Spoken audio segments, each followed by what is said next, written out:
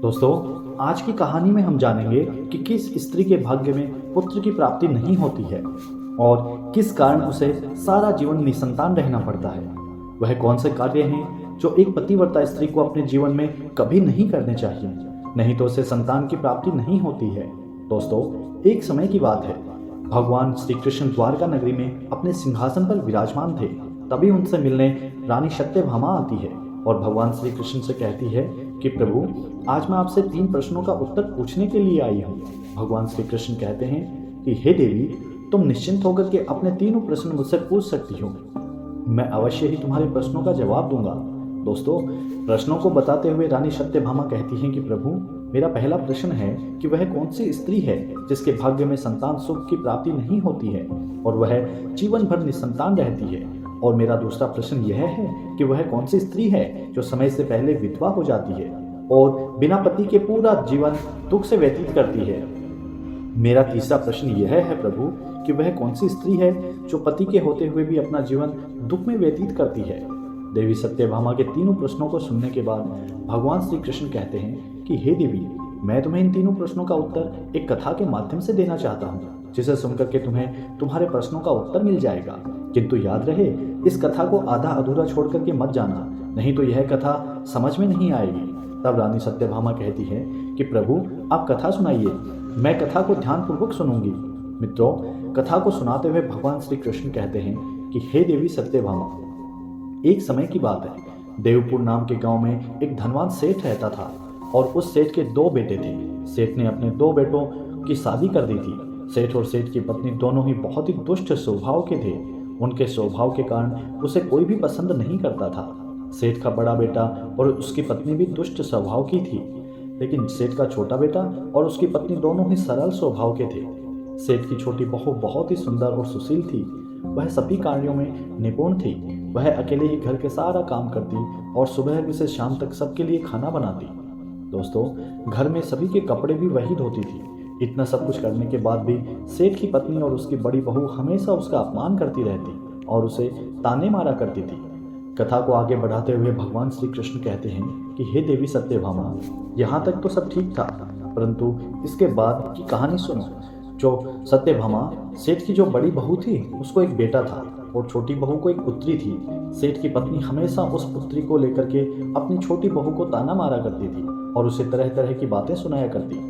दोस्तों, कथा को आगे कहते हुए भगवान श्री कृष्ण कहते हैं कि हे देवी, अब मैं तुम्हें उस सेठ की छोटी बहू की कहानी सुनाता हूँ। उसके जीवन में जो घटना घटित हुई वह बहुत ही हृदय विदारक है। हे देवी सत्यभामा, छोटी बहू की कहानी से तुम्हें तुम्हारे पहले प्रश्न का उत्तर मिल जाएगा। तुम्हारा पहला प्रश्न था कि वह कौन सी स्त्री है जिसके भाग्य में कभी पुत्र की प्राप्ति नहीं होती। तो इस कथा को ध्यान से सुनो।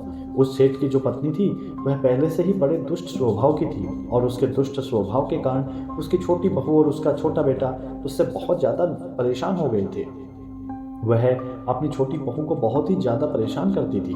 उसको परेशान करने में उसे बहुत मज़ा आता था। सेठ की छोटी बहू का नाम चंद्रिका था। वह बेचारी घर का सारा काम करती, फिर भी सेठ की पत्नी उसे हमेशा ताने मारा करती, गंदी गंदी गालियाँ देती और उसे परेशान करती। वह कितना भी घर का काम कर ले पर सेठ की पत्नी हमेशा उसे ही डांटती रहती। एक दिन जब चंद्रिका घर में झाड़ू लगा रही थी तो सेठ की पत्नी बोली कि इतनी देर हो गई तो अभी तक झाड़ू नहीं लगा पाई। मैं मंदिर जा रही हूँ और जब तक वहाँ से लौट कर आऊँ तब तक खाना बन जाना चाहिए। अगर मेरे वापस आने तक खाना नहीं बना तो तेरी खैर नहीं। इतना कह करके चंद्रिका की सास मंदिर चली गई। फिर वह बेचारी घर की साफ सफाई करके खाना बनाने में लग गई और खाना बनाते समय वह मन में सोच रही थी कि मैं घर का इतना काम करती हूँ, फिर भी मेरी सास मुझे हमेशा डांटती रहती है और हमेशा मुझे परेशान करती रहती है और कभी भी मुझसे प्रेम से बात नहीं करती। घर का सारा काम मुझे करना पड़ता है। चंद्रिका यह सब सोच रही थी कि तभी दरवाज़ा खटखटाने की आवाज़ आई। तो उसने सोचा, अभी तो खाना तैयार भी नहीं हुआ और लगता है मेरी सासू माँ आज जल्दी ही मंदिर से लौट आई है।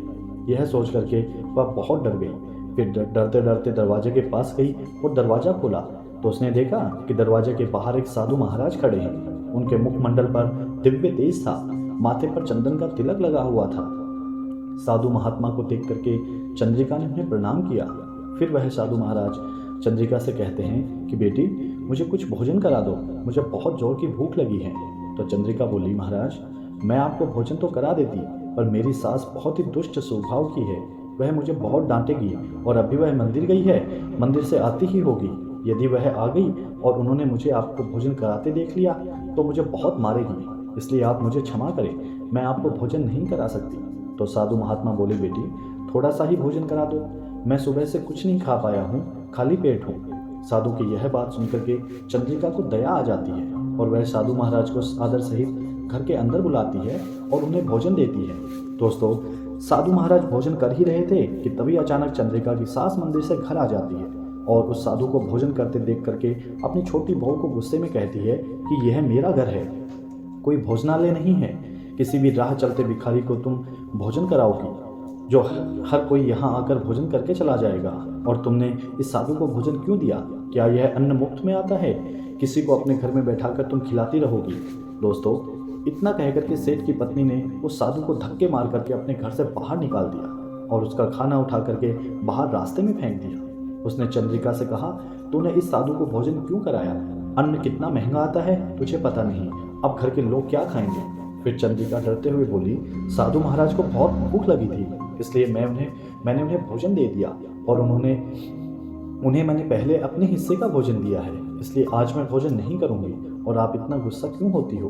भोजन तो मैंने अपने हिस्से का दिया है। यह सुनकर के उसकी सास गुस्से में आकर के चंद्रिका को भी धक्के मार करके घर से बाहर निकाल देती है और कहती है कि जा, अब तुझे भी इस घर में रहने की जरूरत नहीं और अब कभी मेरे घर में मत आना। दोस्तों, सेठ की पत्नी ने उस बेचारी को घर से निकाल दिया। सारी रात दरवाजे के पास बैठ करके वह रोती रही और अपनी सास से दरवाजा खोलने के लिए विनती करती रही, लेकिन उसकी सास इतनी निर्दयी थी कि उसे तनिक भी दया नहीं आई। उसने दरवाजा नहीं खोला और फिर चंद्रिका ने सोचा कि अब यहाँ से अपने मायके ही जाना ठीक रहेगा। फिर वह सोचने लगी कि इस हालत में यदि मैं अपने मायके जाऊंगी तो मेरे पिताजी की बदनामी होगी। यह सब सोचने के बाद वह अपने मायके नहीं जाती है, वह घर से ही बिना कुछ सोचे समझे निकल पड़ती है। चलते चलते वह एक घने जंगल में पहुंच जाती है। तभी दोस्तों बारिश होने लगती है। फिर चंद्रिका वहीं जंगल में एक पेड़ के नीचे बैठ जाती है और अपने दुखों को सोच करके रोने लगती है। थोड़ी देर बाद जब बारिश बंद हुई तो वहाँ पर एक साधु महात्मा आते हैं और चंद्रिका से पूछते हैं, बेटी तुम इस सुनसान जंगल में अकेली क्या कर रही हो? दोस्तों, फिर चंद्रिका रोते हुए साधु महात्मा को सारी बात बताती है। तो साधु महात्मा ने कहा, वह लोग तुम्हें इसलिए परेशान करते हैं क्योंकि तुम्हें अभी तक पुत्र की प्राप्ति नहीं हुई है, लेकिन तुम चिंता मत करो, मैं तुम्हें एक पर्ची देता हूँ जिसमें पुत्र प्राप्ति का उपाय लिखा है। फिर संत ने उसे एक पर्ची दी और कहा, इसमें लिखे उपाय को यदि तुम पूरी निष्ठा और सच्चे मन से करोगे तो तुम्हें अवश्य ही पुत्र की प्राप्ति होगी। इतना कह करके वह सन्यासी महात्मा वहां से चले गए। फिर चंद्रिका अपने मन में सोचने लगी, यदि मुझे पुत्र भी प्राप्त हो जाएगा तो मुझे ससुराल में बहुत सम्मान मिलेगा और मेरी सास मेरी बहुत इज्जत करेगी। यह सोच करके वह बहुत ही प्रसन्न हो गई और उसने पर्ची को खोला और पढ़ा तो उसमें लिखा था कि पुत्र प्राप्ति के लिए स्त्री को हमेशा अपने पति के बाएं ओर सोना चाहिए। और पर्ची में आगे लिखा था कि मासिक धर्म शुरू होने के प्रथम 4 दिवस में स्त्री और पुरुष के मिलन से पुरुष योग की प्राप्ति होती है, इसलिए मासिक धर्म के प्रथम 4 दिन पति पत्नी को सहवास नहीं करना चाहिए तथा मासिक धर्म के 5वें दिन मिलन से कन्या की प्राप्ति होती है और 6ठे दिन मिलन से एक गुणवान और भाग्यशाली पुत्र की प्राप्ति होती है और 7वें दिन मिलन से बंधिया पुत्री होती है तथा मासिक धर्म की 10वीं रात्रि में मिलन करने से अति श्रेष्ठ और बलवान पुत्र की प्राप्ति होती है। और फिर उस पर्ची में लिखी सारी बातें पढ़ करके राधिका अपने मन में सोचने लगी कि अब मैं इस जंगल में रहूंगी। फिर वह जंगल में कुटिया बना करके वहीं रहने लगती है। एक दिन उसका पति अपनी पत्नी को खोजते हुए अपनी पत्नी चंद्रिका के पास आ पहुंचा। दोस्तों, अपने पति को देख करके वह उसके गले लिपट करके जोर जोर से रोने लगी। फिर उसके पति ने कहा कि हे प्रिय, तुम घर चलो। अपने पति की बात सुनकर के चंद्रिका उससे वह पर्ची वाली सारी बात बताई और कहा कि अब मैं यहीं रहूंगी, जब तक मुझे पुत्र की प्राप्ति नहीं हो तब तक मैं यहीं रहूंगी। यह सुनकर के उसका पति भी उसके साथ वहीं जंगल में रहने लगता है। और फिर चंद्रिका ने अपने मासिक धर्म के दौरान मासिक धर्म की 10वीं रात्रि में अपने पति के साथ सहवास किया और वह गर्भवती हो गई। दोस्तों, फिर सुबह स्नान करके चंद्रिका पूजा पाठ करने के लिए बैठ गई और उसका पति खाना बनाने के लिए जंगल में सूखी लकड़ी काटने के लिए चला गया। फिर एक बार भयंकर तूफान आया जिससे उसकी झोंपड़ी उड़ गई और भारी बारिश होने लगी। और फिर बारिश से बचने के लिए चंद्रिका उसी बड़े से पेड़ के नीचे जाकर बैठ गई और बारिश बंद होने का इंतजार करने लगी। तभी जोर जोर से बिजली चमकने लगी और उसी पेड़ पर दो राक्षसी आकर के बैठ गई, जिस पेड़ के नीचे चंद्रिका बैठी थी। फिर वह राक्षसी आपस में बात करते हुए कहने लगी कि अब यह स्थान सुरक्षित नहीं है, हमें अब अपना खजाना यहाँ से ले जाकर के कहीं दूसरी जगह रख देना चाहिए। तभी उसमें से एक राक्षसी पेड़ को उठा करके दूसरी जगह पर रख देती है। दोस्तों, उसी पेड़ की जड़ पर बैठी हुई चंद्रिका जब यह सब देख और सुन रही थी, तब राक्षसी ने पेड़ को उठा करके हटाया तो वहां पर बहुत सारा खजाना था, जिसे देख करके चंद्रिका हैरान रह गई। फिर वे दोनों राक्षसी उस खजाने को अपने साथ लेकर के चली गई, लेकिन खजाना इतना ज़्यादा था कि वह एक बार में अपने साथ नहीं ले जा सकी। दोस्तों, भगवान श्री कृष्ण कहानी को आगे बताते हुए कहते हैं कि रानी सत्यभामा, अब कहानी को और ध्यान से सुनना, क्योंकि यहीं से आपको पता चलेगा कि किस स्त्री के भाग्य में पुत्र की प्राप्ति नहीं होती है। तो रानी सत्यभामा कहती हैं कि हे प्रभु, आप कहानी को आगे कहिए, मैं ध्यानपूर्वक सुन रही हूँ। तब भगवान श्री कृष्ण कहते हैं कि देवी, वह दोनों राक्षसी वहाँ से चली गई और फिर चंद्रिका पेड़ से निकल के बाहर आई और अपनी साड़ी के आंचल में बचा हुआ खजाना भर लेती है और मन ही मन सोचने लगी कि यह सारा सोना लेकर के मैं अपने ससुराल चली जाऊंगी तो मेरी सास इतना सारा खजाना देख करके बहुत खुश होगी और मुझे परेशान करना बंद कर देगी और मुझसे घर का काम भी नहीं करवाएगी। चंद्रिका यह सोच ही रही थी, तभी उसका पति भी जंगल से लकड़ी काट करके आ जाता है और चंद्रिका से कहने लगा, इतना सारा बहुमूल्य खजाना तुम कहाँ से ले आई हो। चंद्रिका ने अपने पति को राक्षसी वाली बात बताई और कहा कि चलो अब हम लोग घर चलते हैं। तो उसका पति बोला ठीक है और फिर दोनों घर आ जाते हैं। दोस्तों, घर जाते ही चंद्रिका ने अपनी सास को सारा सोना दे दिया। फिर इतना सारा सोना देख करके उसकी सास बहुत खुश हुई और उससे पूछने लगी कि तुम इतना सारा सोना कहाँ से लाई हो।